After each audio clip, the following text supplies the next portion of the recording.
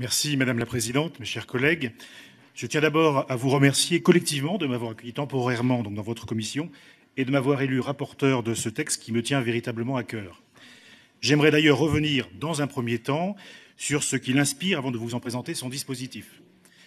J'ai eu l'occasion, comme beaucoup d'entre vous, en qualité d'élu local, puis aujourd'hui comme député, d'observer la place qu'occupent les aidants familiaux en général dans l'accompagnement des personnes en perte d'autonomie.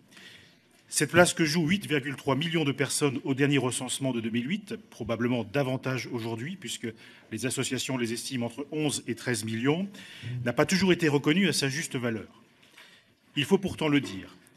Les aidants constituent non seulement la solution privilégiée par les personnes âgées et les personnes en situation de handicap, parce qu'ils permettent le maintien à domicile auprès de personnes de confiance, mais ils constituent aussi une solution peu coûteuse pour les finances publiques par rapport à l'embauche de professionnels ou, a fortiori, au placement dans un établissement.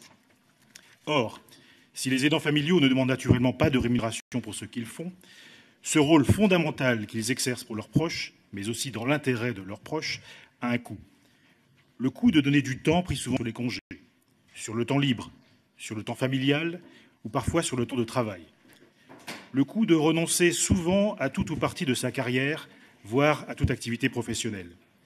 Le coût aussi, comme plusieurs études l'ont démontré, de fragiliser sa propre santé. J'insiste sur l'importance de ces sacrifices pour la génération que les associations que j'ai rencontrées appellent génération pivot, c'est-à-dire celle qui aura probablement à s'occuper de ses enfants et de ses parents en même temps.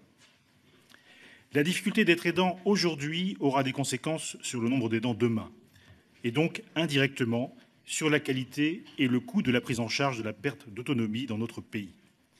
Donner un vrai statut dont découlerait un certain nombre de droits est indispensable si nous voulons montrer la reconnaissance de notre société